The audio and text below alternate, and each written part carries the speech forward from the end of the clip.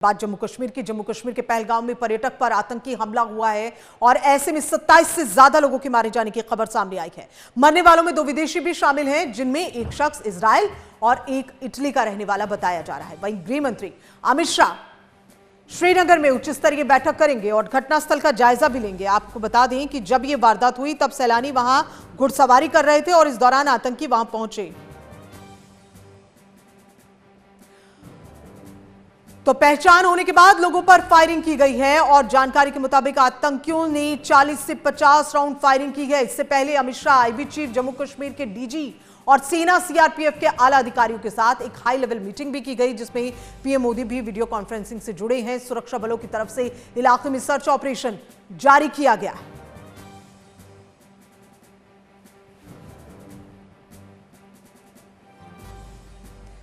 तब तक तो मैं पढ़ चुकी।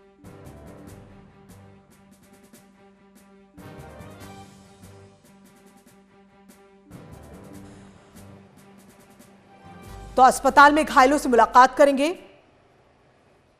और ये सीधी तस्वीरें इस वक्त आपको दिखा रहे हैं। आप जरा देखें, राज्यपाल नौसेना भी वहां पर मौजूद हैं। इनके अलावा जो गृह मंत्री अमित शाह मौजूद हैं और आला अधिकारियों के साथ ये मीटिंग हो रही है। सेना के जो ऑफिसर्स हैं और खुद मुख्यमंत्री उमर अब्दुल्ला को भी इस वक्त आप देख रहे हैं, जिन्होंने ये कहा कि घटना से काफी हैरान है, ये घटना निंदनीय है। उन्होंने कहा, इस घटना पर शोक भी व्यक्त किया और उन्होंने कहा कि इस पूरे मामले में आतंकियों पर कार्रवाई की जाएगी। ये तस्वीरें उस वक्त की हैं जब गृह मंत्री अमित शाह पहुंचे श्रीनगर और उस दौरान की तस्वीरें जरा आप देखिए। आपको बता दें कि एक एक कर पहले मुख्यमंत्री रक्षा मंत्री राजनाथ सिंह वहां पर पहुंचे, उसके बाद गृह मंत्री अमित शाह वहां पर पहुंचे हैं और मुलाकात कर रहे हैं। एलजी मनोज सिन्हा भी इस वक्त मौजूद हैं, मुख्यमंत्री उमर अब्दुल्ला वहां पर मौजूद हैं। तो श्रीनगर से ये बड़ा अपडेट भी हम आपको दिखा रहे हैं, साथ ही तस्वीरें भी हम आपको दिखा रहे हैं। और जो जानकारी मिल रही है उसके अनुसार कल घटनास्थल का जायजा लेने के लिए गृह मंत्री अमित शाह पहुंचेंगे और इसके अलावा जो घायल हैं, जो पीड़ित परिवार हैं, जिन्होंने अपनों को खो दिया इस आतंकी हमले में, पीड़ित परिवार से मुलाकात करेंगे और इसके अलावा जो घायल हुए हैं इस आतंकी घटनाक्रम के दौरान, उनसे भी मुलाकात करेंगे, अस्पताल भी जाएंगे। तो ये हेल्पलाइन नंबर भी जारी किया गया है, ये आप टेलीविजन स्क्रीन पर देख रहे हैं। श्रीनगर पहुंचे गृह मंत्री अमित शाह को आईबी चीफ, गृह सचिव भी इस वक्त उनके साथ में मौजूद हैं, बातचीत हो रही है। एलजी मनोज सिन्हा भी मौजूद हैं, मुख्यमंत्री भी इस दौरान उनके साथ में मौजूद हैं और श्रीनगर में एक बड़ी बैठक केंद्रीय गृह मंत्री अमित शाह करेंगे।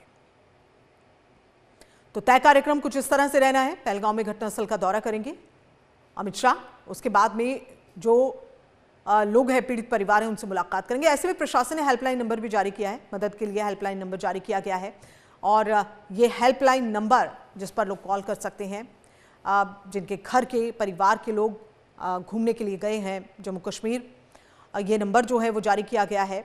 और ऐसे में ये बहुत ही अहम बैठक, एक बड़ी बैठक के तौर पर इसे देखा जा रहा है, क्योंकि आतंकी हमले जो लगातार हो रही हैं उनको रोकने की कोशिश की जा रही थी। कवायदें होती ही रहती हैं, सेना के जवान इसमें तैनात रहते हैं, देश की सुरक्षा के लिए हमेशा तैनात रहते हैं, लेकिन इस आतंकी हमले ने कई सवाल खड़े कर दिए हैं और अब मुंह तोड़ जवाब देने को सेना के जवान तैयार है। इन आतंकियों को जो मैसेज इन आतंकियों ने देने की कोशिश की है, जो डर फैलाने की इन आतंकियों ने कोशिश की है, अब इनकी उल्टी गिनती शुरू है, क्योंकि खुद प्रधानमंत्री नरेंद्र मोदी लगातार संज्ञान ले रहे हैं, पल पल की अपडेट्स ले रहे हैं, वीडियो कॉन्फ्रेंसिंग के माध्यम से जुड़ रहे हैं, पूछ रहे हैं कि क्या फिलहाल वहां चल रहा है, क्या अपडेट होनी चाहिए। और एक मैसेज भी उन्होंने दिया है। इस मैसेज में उन्होंने साफ कहा कि आतंकियों को बख्शा नहीं जाएगा, आतंक की कोई जगह भारत देश में नहीं है और सेना के जवान जो हैं इस आतंकी घटना का, इस आतंकी हमले का मुंह तोड़ जवाब देंगे।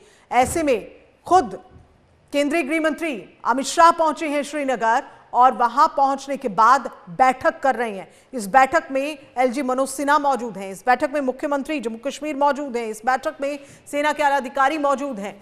तो उन सबसे बातचीत हो रही है। रक्षा मंत्री राजनाथ सिंह भी पहुंच चुके हैं और अब आगे क्या स्टेप लेने हैं, आगे क्या कार्रवाई होनी चाहिए, किस तरह से इस पूरे घटनाक्रम की जो जांच है एनआईए करेगी। दिल्ली से एनआईए की टीम पहुंचेगी और इसके बाद जम्मू कश्मीर की एनआईए टीम मिलकर सर्च ऑपरेशन करेंगे, पूरे मामले की तहकीकात करेंगे, सोर्स कहां से थे, कहां से कहां तक ये तार जुड़े हुए थे। और जैसा सभी को आशंका है, और ये तार आतंकवाद के जितने भी घटनाक्रम जम्मू कश्मीर में होते हैं या भारत में आतंकी घटनाक्रम होते हैं, गतिविधियां जो हैं वो होती हैं, उनमें कहीं ना कहीं पाकिस्तान का हाथ होता है।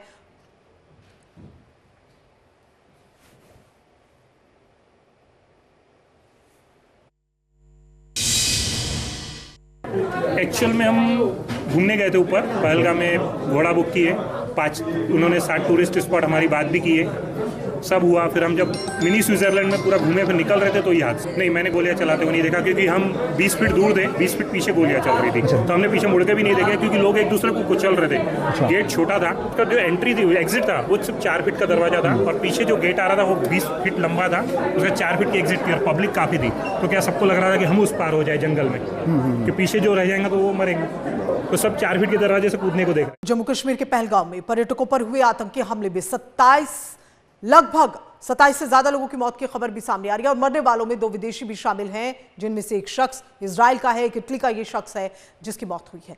तो ये आतंकी घटनाक्रम, ये आतंकी हमला अपने आप में निंदनीय है, और ऐसे में गृह मंत्री अमित शाह श्रीनगर पहुंचे। एक उच्च स्तरीय जो बैठक है, घटनास्थल का जायजा भी लेंगे, ये भी कल वो पहुंचेंगे, कल यानी बुधवार को पहुंचेंगे और वहां घटनास्थल का जायजा लेंगे। और इस दौरान आतंकी जो हैं किस तरह से उन्होंने घटना को अंजाम दिया, उन्होंने पर्यटकों से उनका मजहब पूछा और पहचान होने के बाद उन्होंने फायरिंग कर दी। इस जानकारी के मुताबिक आतंकियों ने 40 से 50 राउंड फायरिंग की है। इससे पहले केंद्रीय गृह मंत्री अमित शाह आईबी चीफ, जम्मू कश्मीर के डीजी और सेना सीआरपीएफ के आला अधिकारियों के साथ एक हाई लेवल मीटिंग भी वो करेंगे, जिसमें पीएम मोदी का वीडियो कॉन्फ्रेंसिंग से जुड़ना भी रहा। इसके साथ ही सुरक्षा बलों की तरफ से इलाके में सर्च ऑपरेशन भी जारी किया है।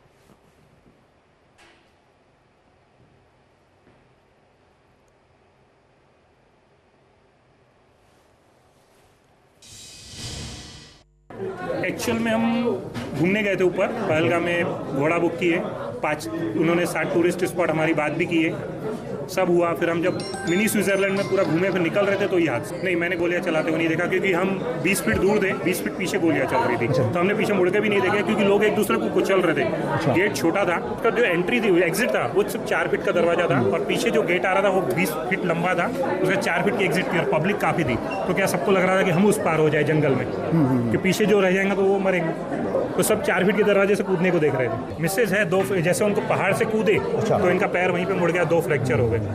अभी यहाँ पे बताया हमारे को एक्सरे वगैरह की 2 फ्रैक्चर है। कुछ नहीं, बस लोगों ने आवाज़ दी है कि फायरिंग हो रही है और चलते जाइए। बस ऐसे आगे आगे दौड़ते जा रहे थे हम लोग, और पीछे से लोग आ रहे थे, हमको धक्के दे रहे थे, हम लोगों के पैरों में भी आ गए। फिर उन्होंने मुझे उठाए, बच्चे को, मेरा बेटा भी है वो पीछे था, उनको निकाले। हम पीछे ध्यान ही नहीं दे रहे थे, क्योंकि हमको आगे की सोचना। तो पहलगाम में आतंकी हमले में कई पर्यटकों के मारे जाने की खबर है। इससे पहले पीएम मोदी ने सोशल मीडिया प्लेटफॉर्म एक्स पर पोस्ट किया, हमले की निंदा की, दुख व्यक्त किया। उन्होंने एक्स पर लिखा कि इस घिनौने हमले के पीछे जो भी है उन्हें बख्शा नहीं जाएगा। आतंकवाद के खिलाफ हमारी लड़ाई की प्रतिबद्धता अटूट है और ये मजबूत है।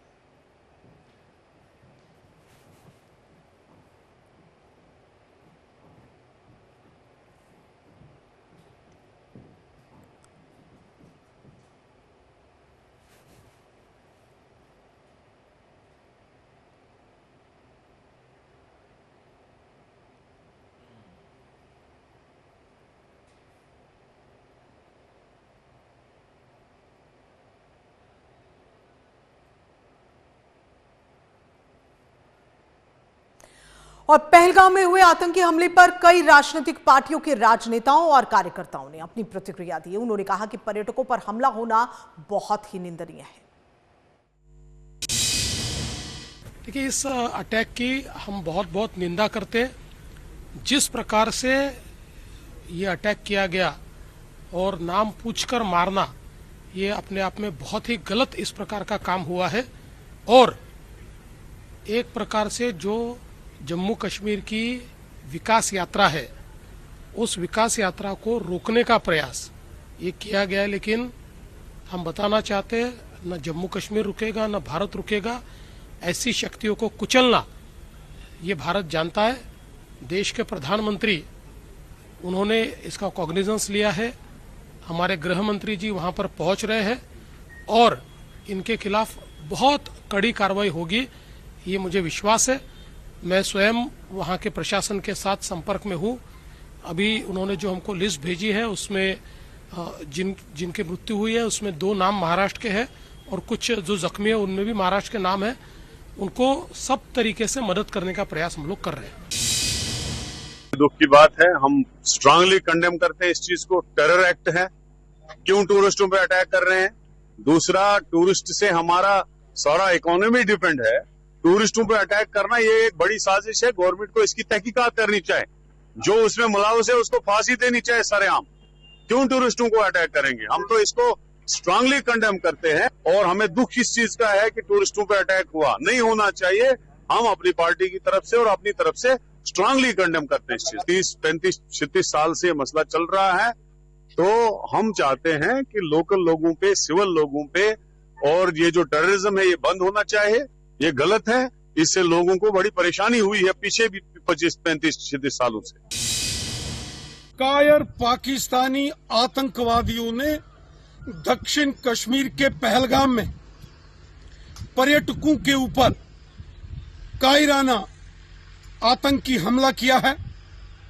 कायर पाकिस्तानी आतंकवादी भारतीय सेना, जम्मू कश्मीर पुलिस और हमारे पैरामिलिट्री फोर्सेस के जांबाज वीरों का तो सामना कर नहीं सकते।